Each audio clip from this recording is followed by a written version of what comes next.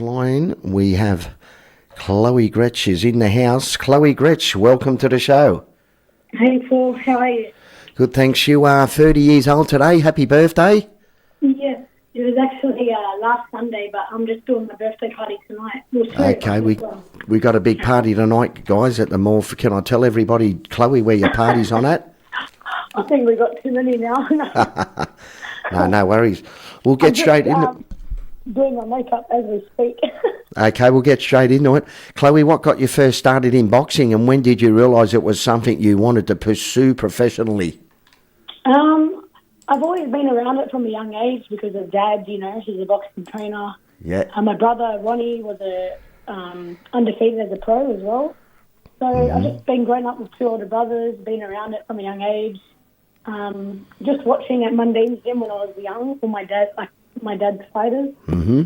And then, I just decided after high school I wanted to get into it and get into all the training. And then I just remember saying to my dad, I want to have my first fight right before I turned 21. Okay. Well, there you go. Okay, how do you see the current state of women's boxing in Australia, and what role do you hope to play in its growth?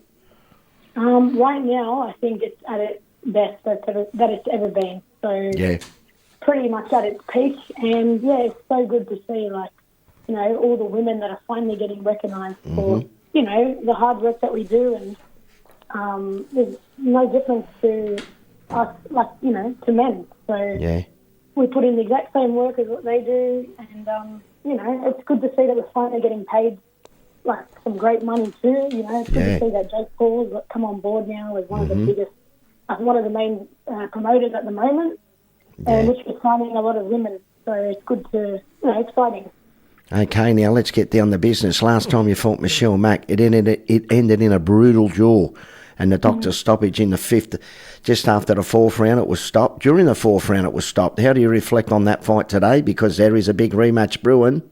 Yep. Yeah. Well, to be honest, there was a lot of controversy around that fight, and obviously there's unfinished business, and I'm sort of getting sick of hearing her name now, so I just want to get her out of the way. Yeah. And, I feel like, even though it was really unfortunate what happened, and, I was really annoyed after that fight, literally right after the head clash happened, because I wanted to keep carrying on, Yeah, I of knew course I you did. just started to get my momentum going.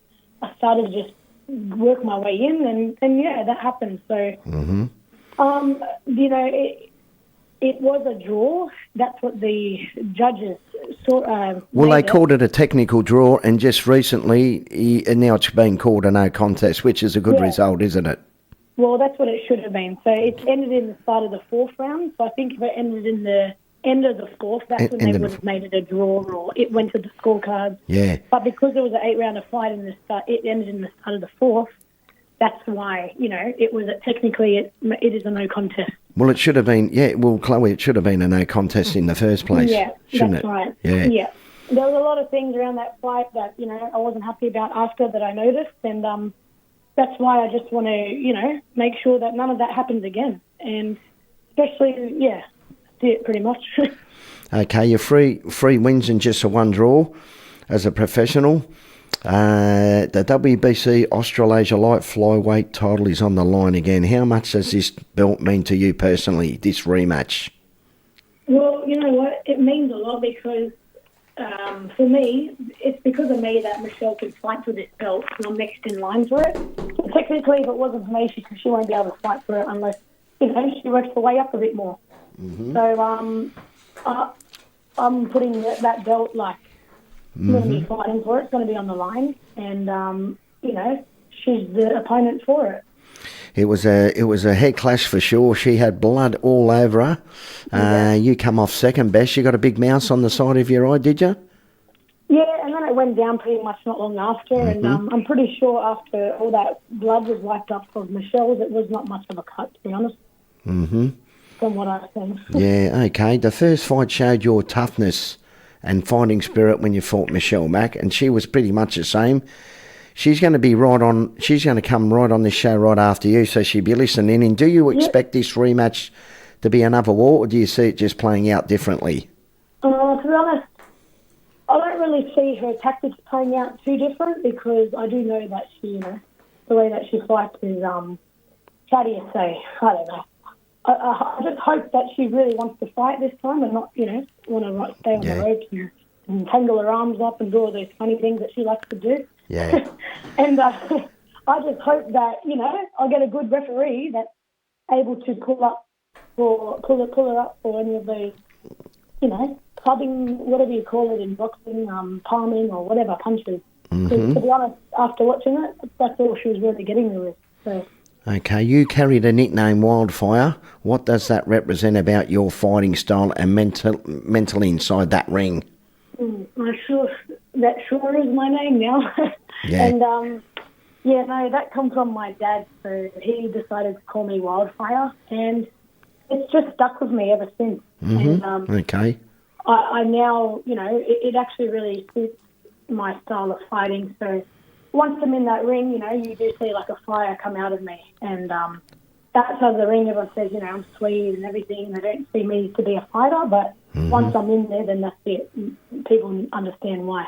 They sure do. I love the nickname. Now, on the night you met Chloe Chaos too, didn't you? She, my last show, you finally met Chloe Chaos. There's Chloe Wildfire.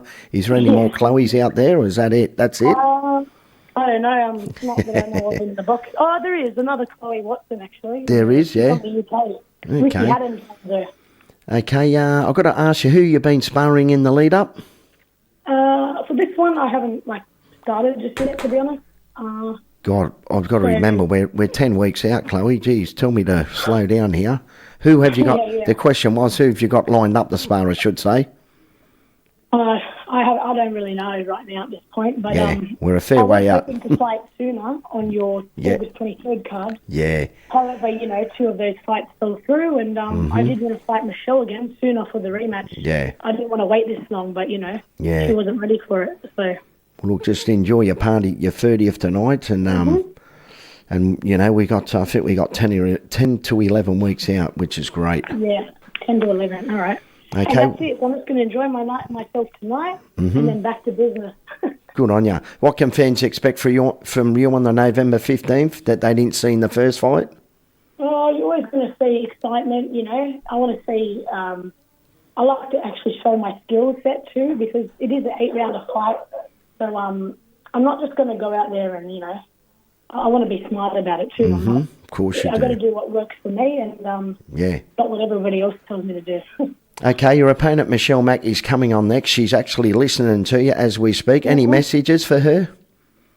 I just got to say, hopefully you want to actually punch properly this time, and just be ready. Oh, hear that, Michelle? You want to punch properly this time? And don't lead in with your head next time, all right? So just be ready. Oh, my God, this is going to be a war, this one. Believe you me, folks, we're at the Dunk Velodrome in Bass Hill on November 15. It's a big cycling stadium. It's going to be packed, I'm telling you, Chloe. Any shout-outs? The fire is burning. The fire is burning. Any shout-outs before we go? You got to have some sponsors there and what have you? Oh, I've got a lot of sponsors to thank. So the floor is yours. They're picking me up right now, Crash Claim. So they're coming to pick me up in a nice fancy car. Can they swing past and get me as well? Unfortunately not. No, sorry. Oh, that's good. Your sponsors look after you. Any others? Yeah.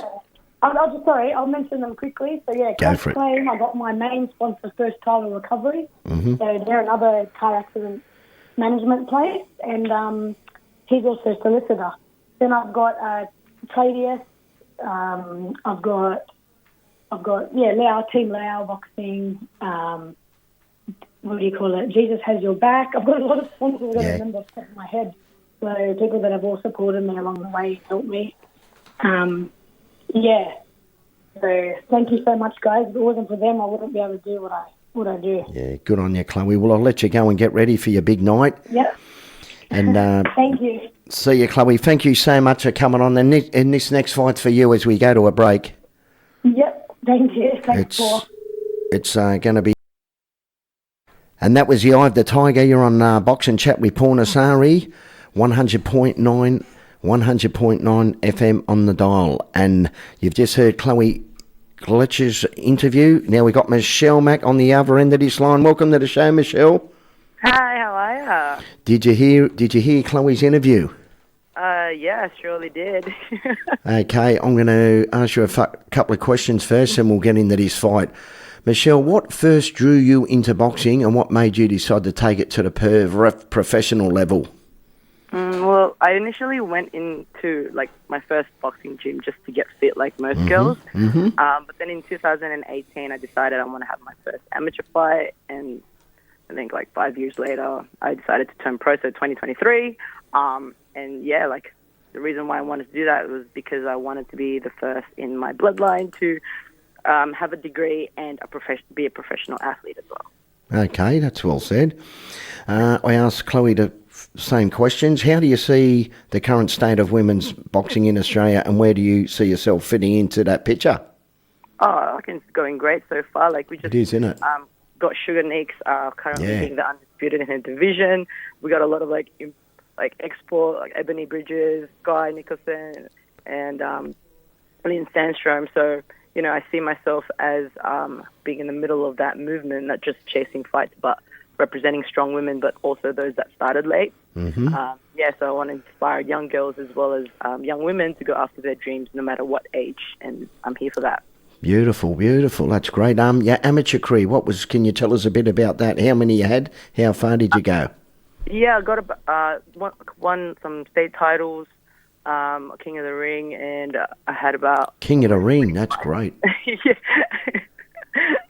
And in I had about 25, and then I decided to turn pro. Good on you. So you had about 20 fights all up. Did you find it hard getting matched up in the amateurs with the women? It's hard, isn't it? Yeah, like I was just getting fights like literally some days, 3 days notice, and like literally fight like 3-4 divisions above my weight. Yeah, wow. Like, just take it. Jeez, eh? Okay, your first fight, let's get down to business. Your first fight with Chloe Gretsch, because there's a second one coming and it's a rematch. It ended in a brutal draw and doctors stopped it in the 4th round. How do you look back on that fight now? Well, to be honest, when it happened, it was Chloe that was holding her head, like, because I thought it was her that was hurt, and I was turned around and it was actually like me bleeding, so I didn't even feel it at all.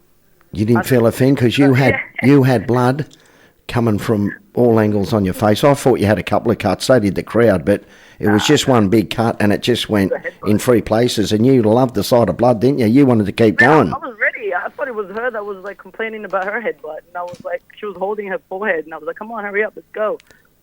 And I was just so I didn't even get a chance to go in my corner, and then they cut it that quickly. It's a shame, innit? It was shaping up. It was shaping up to be a good fight, and after 4 rounds, you look at the scorecards, and I mean, it was only the 4th round. We were halfway, and you were up on all 3 judges.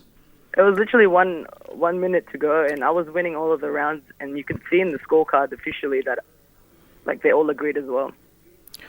Yeah, as I said, it was only halfway. Fights can change, but you were ahead, so that must give you, in the back of your mind, does that give you confidence going into this rematch? It's got to, hasn't it? I was confident in the first fight. Okay, I love that. Yeah, okay. You're 1-on-1 as a professional now. How much does this rematch mean for you personally? It means a lot to me, but like honestly, every fight means a lot because I give my all of it, to every single fight that I have. But like the goal is to get up the ranks and fight for bigger titles. Literally just another person in the way. Okay.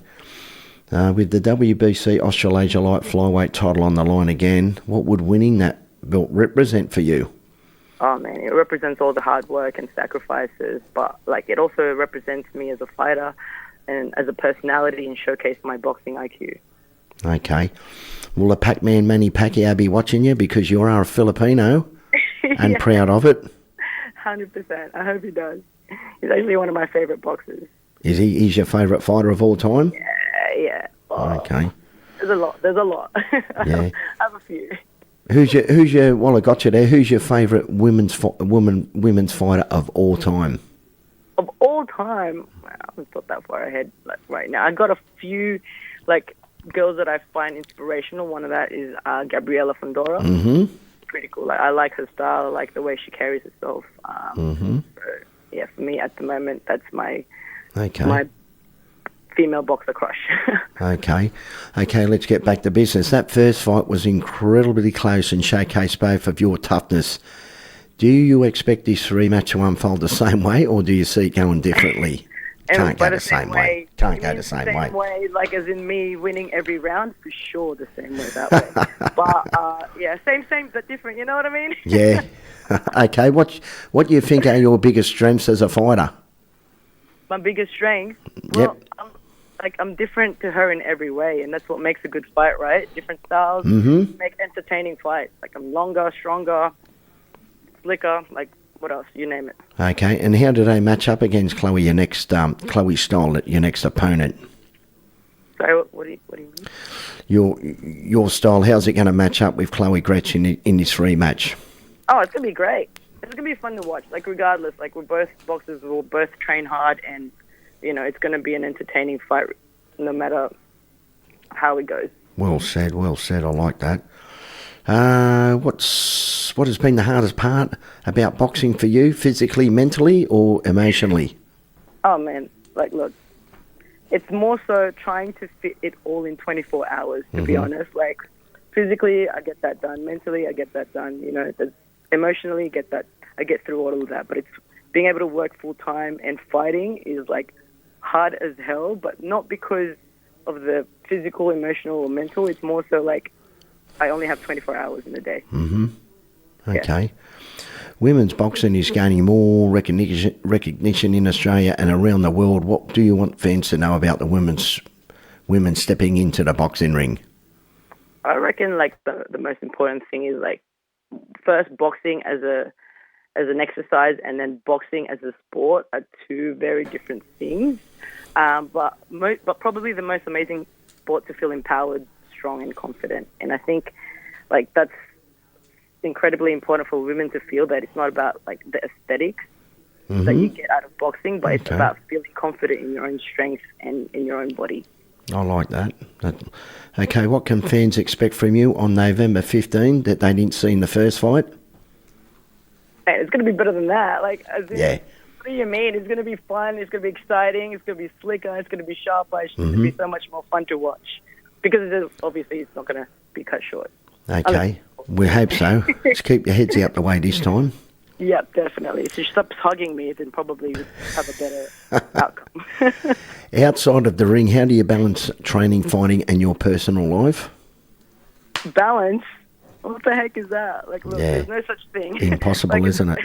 Honestly, it's about priorities and being able to manage the priorities you have at that time. Like, and I think it's important to be disciplined and following through what I say I'm going to do, and also knowing when to rest and when to go. Okay.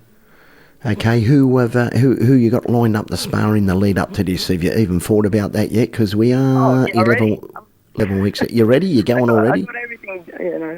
One thing I'm very good at is planning and sticking to the plan. It's 8-2s this fight for the WBC Australasia flyweight. Will you do a lot of 8-2s in the gym, or do you do threes? How's your training going to shape up? Well, I ain't gonna tell you what I do in the gym, man. And you can't. I just want to tell you how it's gonna be. And you can't disclose your sparring partners at all either, can you? Sorry? You can't disclose your up and coming sparring partners either, can you? Yeah, exactly. Yeah. I'll tell you guys afterwards. Okay. Your opponent Chloe Gretsch has just shared her thoughts. Do you have any messages for her heading into this rematch before we go? I don't know what fight she was in or like what fight she was watching, but like I wasn't the one falling into the ropes and on the ground. So get ready, Okay.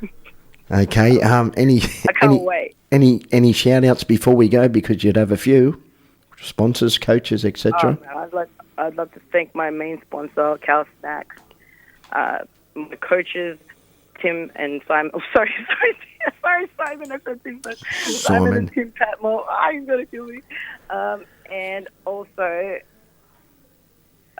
the Perfect Diamond as well. Thank you so much, and all the other sponsors that I can't name at the moment. I really appreciate you guys for helping me get through the current at the moment.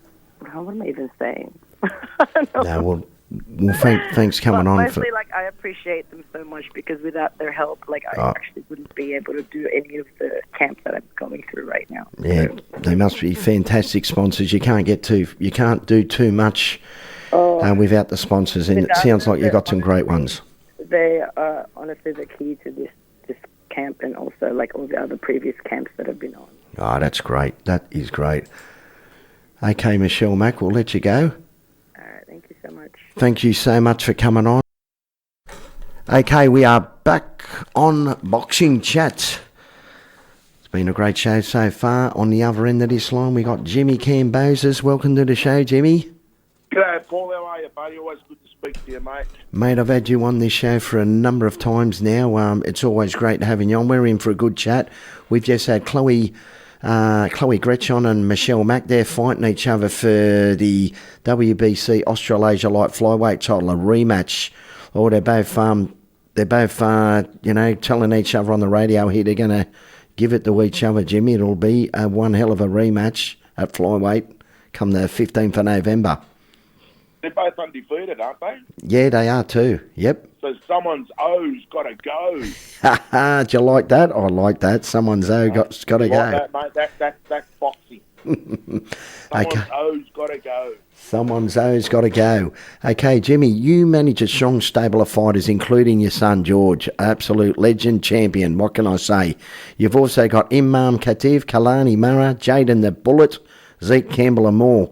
What's your philosophy when it comes to managing fighters?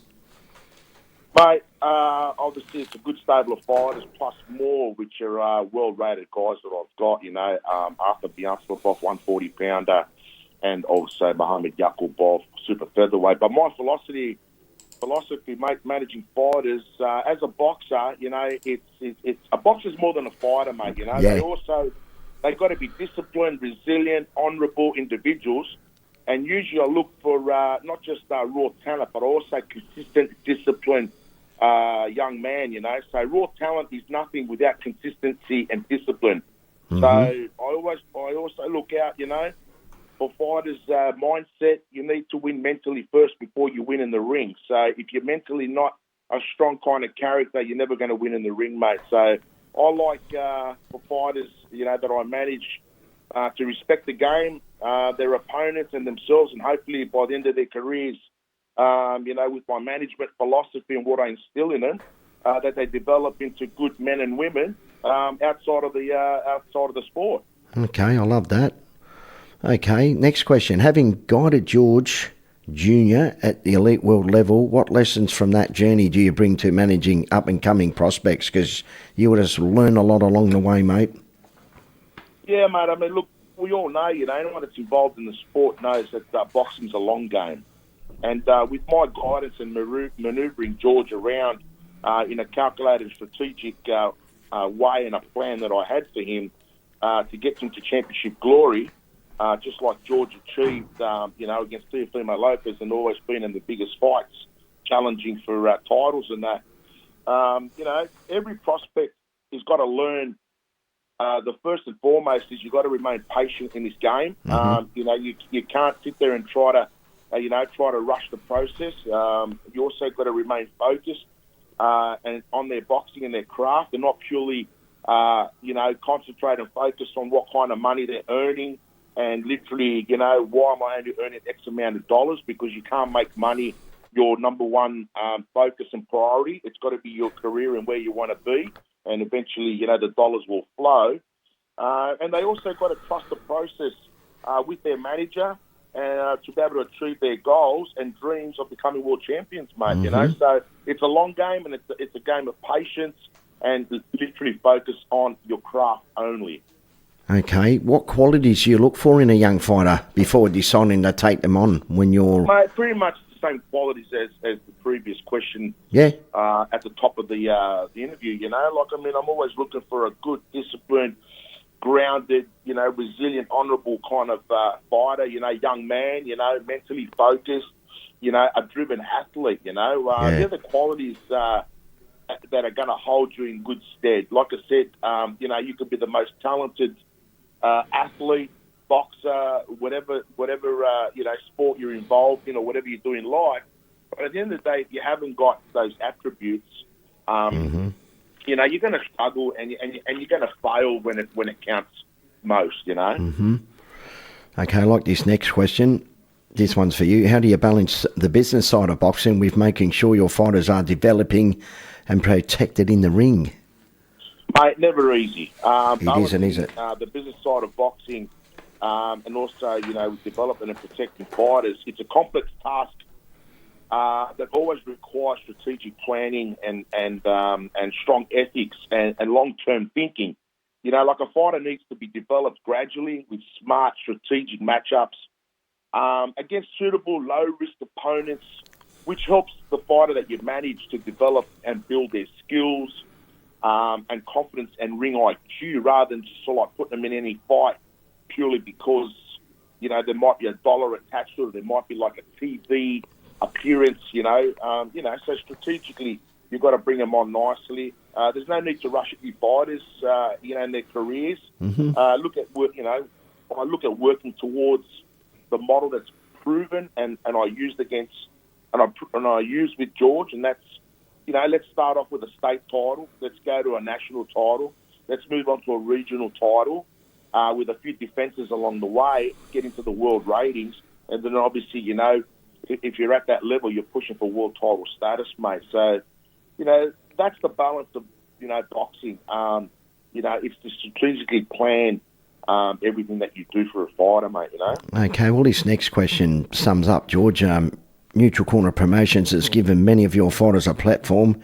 How important are these types of shows for building that next generation? And I'm quite proud to say George fought his first show on my Neutral Corner Fight Promotions, won his state title, Aussie titles, and won a couple of regionals. And he said to me, he'll never forget that. It makes me proud. It's a big moment in my promoting career to have had the honour of promoting that kid. Yeah, 100%, mate. I mean, you're totally correct there. I mean, at the end of the day, it's been a blessing, at grassroots, obviously for George to begin his pro career on Neutral Corner Promotions. And, you got yourself and Neutral Corner gave George a platform for his, I think, first 10 or 11 fights. He got his New South Wales, he got his Australian, he got his PABA, he defended his PABA and WBA rating over the Neutral Corner platform, and that's grassroots boxing, and promoters like yourself and other promoters in the game that literally, just put in their hard work and effort to bring on these young fighters. It all starts from these low-level, small shows, and you just got to stick. You got to stick to the process. You got to stick to the promoter. You got to stick with loyalty, and obviously, continue to work on your craft. But like I said, these shows they give fighters opportunities to develop their careers, and every generation that comes through, it's always a different generation, but they all have one thing in common, and that's for them to become world champions. And only grassroots promoters like Neutral Corner Promotions is where it all begins, mate. Yeah. And that's where it all began for George many, many years ago, mate, George has always said, that it all started on Paul Nazari's Neutral Corner, mate. That's where I started my journey towards glory, Oh, that's so good to hear. I love being there in Las Vegas, New York for that last fight. Yeah, mate, yes. I know it was great to have you there, and obviously there was a few others that obviously turned up and watched George fight. Unfortunately, chasing greatness with George, and stylistically, styles make fights, and, we put George in a great position at 140, at the super lightweight division to challenge for the IBF World title, and obviously a two-division champion is what he wanted to be against Richardson Hitchens. Mm-hmm. Unfortunately, it wasn't meant to be, but that's the thing with sports and boxing. You've just got to challenge yourself. You've got to go for it. You can't just sit there and kind of, protect your record and pad for it. Wins and losses are part of everyday life. Mm-hmm. And if you want to really be true to yourself, you just got to you've got to see where you're at in your career, and that's why you can't just keep your toe along thinking that you're a great boxer when really you haven't really tested yourself. Mm-hmm. Okay, you got fighters like Jayden the Bullet and Zeke Campbell making waves early in their careers. How do you keep your fighters focused and grounded? Mate, I just basically I manage and advise these guys like Zeke Campbell, Kalani and Mara and Jayden Buwan, and they're the young Australian kids. I've obviously got international fighters as well. They're at a different level, but a little bit older as well. But, mate, I just, look at the attributes that I mentioned earlier on, what these men have and how they present themselves. That's all you can do. That's all you can do. And you've got to remind them of who they are every time you see them, and just tell them that, your championship and your world titles are in front of you, and don't get ahead of yourself, and stay focused on what you're doing, and don't stray away from your goals and your dreams, mate. Stay on the ground, as you'd say. Yeah, mate. Don't get too ahead of yourself. If you go out and win a New South Wales title, don't think that's it. You're a world champion, and all of a sudden you get too loose, and all of a sudden you lose focus. No. That's just one step, and one cog in the wheel, mate. There's a lot of road in front of you before you get to anywhere, to where you want to be, and that is a world champion. Exactly, mate. That's where you start. With Michelle Mack and Chloe Gretsch fighting for the WBC Australasia title on November 15, how do you see the growth of women's boxing impacting the sport as a whole?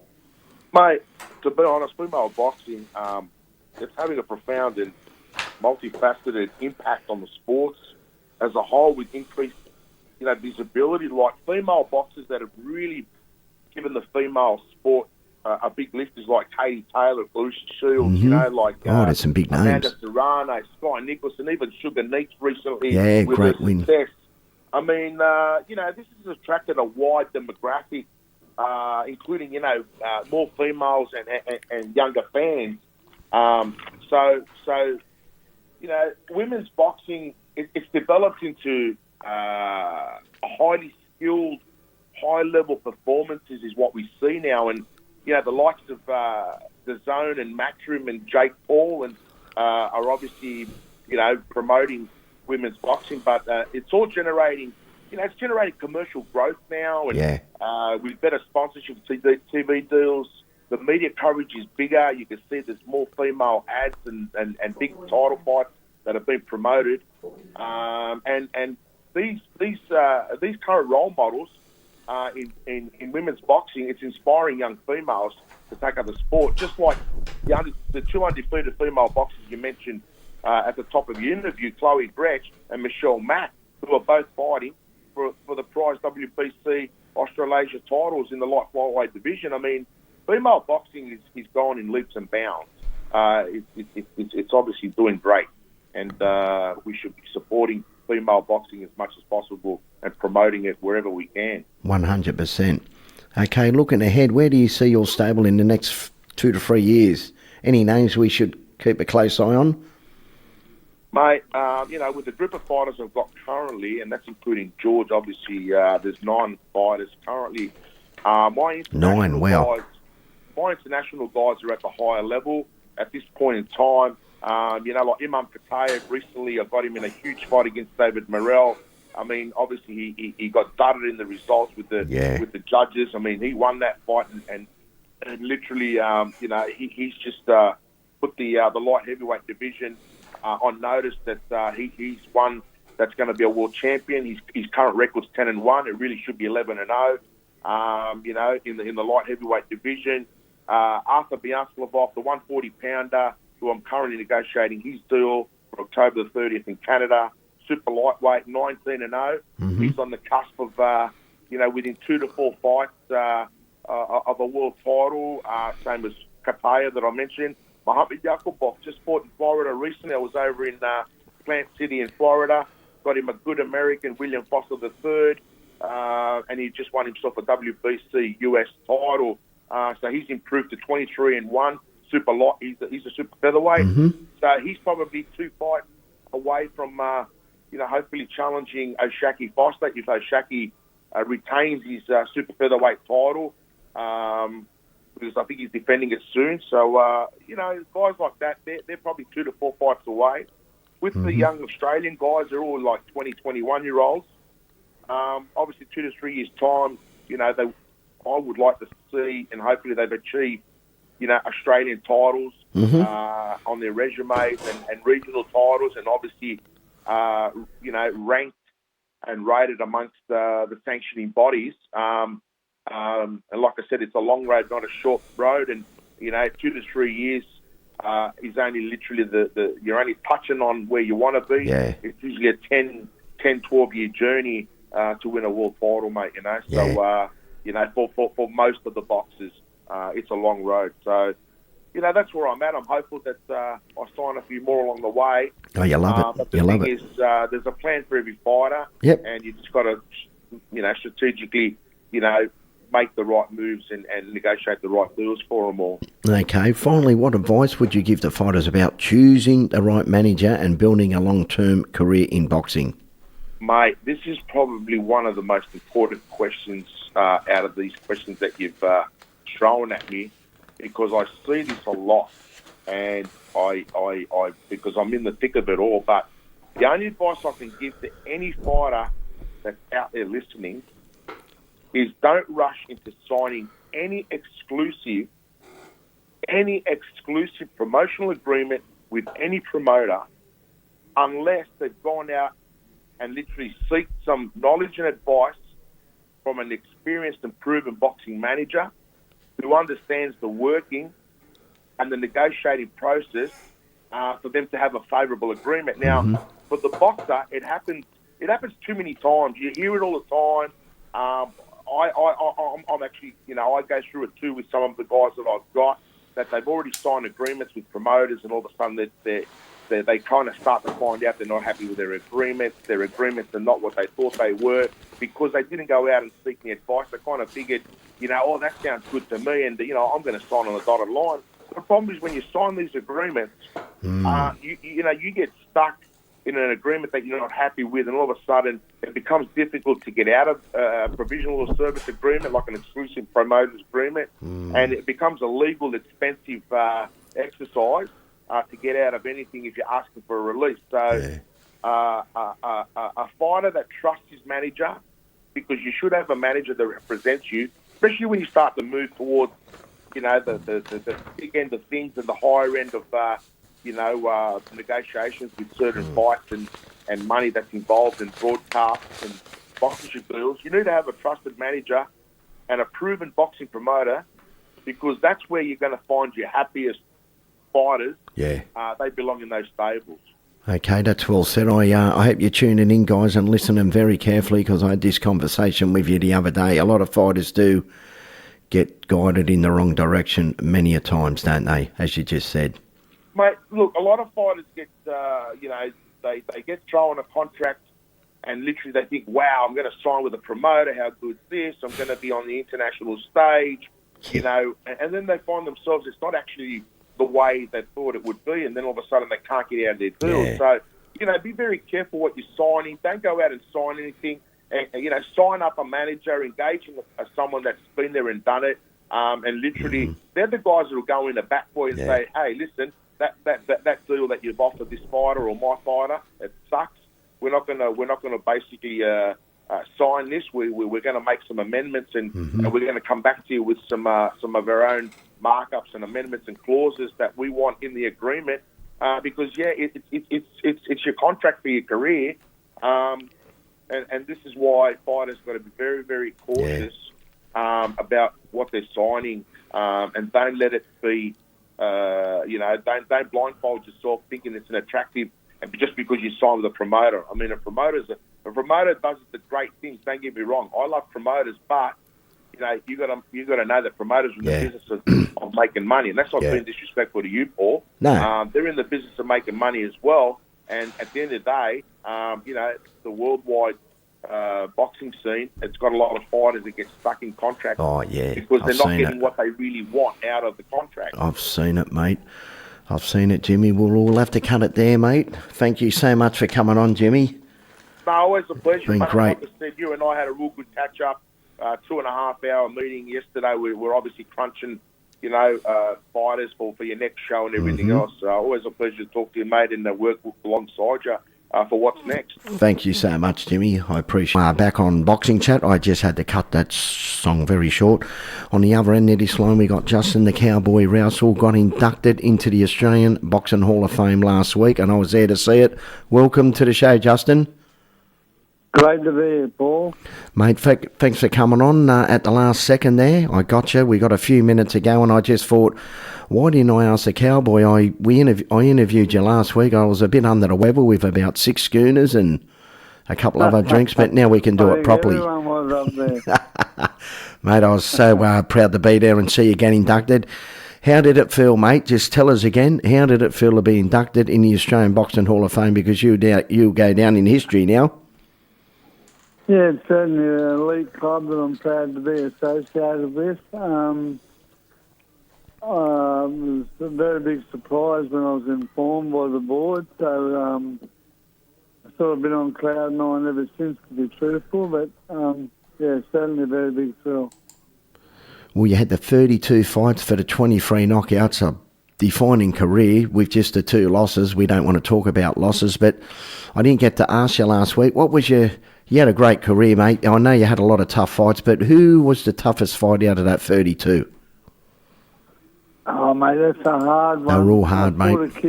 Fought a kid in the amateurs called George Jones. I fought him 5 times. It was only early on, so it's hard to gauge. Yeah. But I always remember him being a tough fighter. I fought some hard boys overseas, and I fought a kid called Arturo Gregorian, who went on and won the WBA lightweight title years later as a pro. And we had 1 win each, and he was always awkward southpaw and cagey bugger. So, there's a heap of guys. It's hard to pinpoint one, to be truthful. Okay, what was the defining moment in your amateur career? Was it representing Australia in the Commonwealth Games and the Olympics, or was it something else? No, beating Marco Rudolph, the world amateur champion, was the biggest for me. That was the night I think a few of us thought, well, we can compete with the others, you know, the Russians, the Cubans, whatever. So yeah, that was certainly a big thrill. Okay, what was the biggest thrill in your professional career? Probably just going to... I fought at a place called the Roxy in Boston. It had a lot of history, and that was certainly a big thrill at the time. Being an iconic venue and getting to have Michael Buffer announce me was certainly a big thrill, yeah. Yeah, I bet it was. And having that great Johnny Lewis by your side through most of your career, that would have been a thrill as well, mate. Sorry, what was that, Paul? Having the great Johnny Lewis by your side in your corner for most of your career. Yeah, mate, I don't think there's any doubt he's Australia's greatest ever trainer. Couldn't agree with you more, mate. Goes without saying, but take all that stuff away from him. He's just a down-to-earth bloke, and I think that's what makes him so likeable. You know, there'll be a room of 50 people, and by the end of the night, 49 of them will find their way to Johnny Lewis's table. Yeah, that's so right. I love that. Well, Justin, thank you so much for coming on. But I've got to ask you one more thing. Who is your greatest fighter of all time? I think I know the answer to this, but off you go. Oh, mate, Australia is definitely Jeff Fennick. Yep. But, my favourite of all time has got to be Sugar Ray Leonard. Oh, I knew you were going to say Jeff Fennick and Sugar Ray Leonard because they're pretty much mine as well. By a mile. Oh, no. Pernell Whitaker's a couple drops behind him. Yeah, not far behind him. Well, Justin Rousel, thank you so much for coming on. Sorry to make that short and sweet, but it's better than last week's interview, wasn't it? No, it was all right, mate. I did all right. Give me 6 out of 10, 8 out of 10 for that one.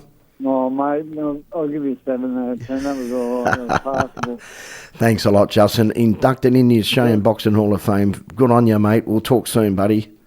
Thanks, Paul. See you, mate. Bye. See you, buddy. Bye for now. And that was Justin Rousel, a very humble man. So good to have him on right at the end there. Okay, guys, I hope you enjoyed the show. We will go to the news, I think, but we'll be back in a month's time. I'm only doing this the first Saturday of every month. Boxing Chat with Paul Nassari. Bye for now. Have a great weekend.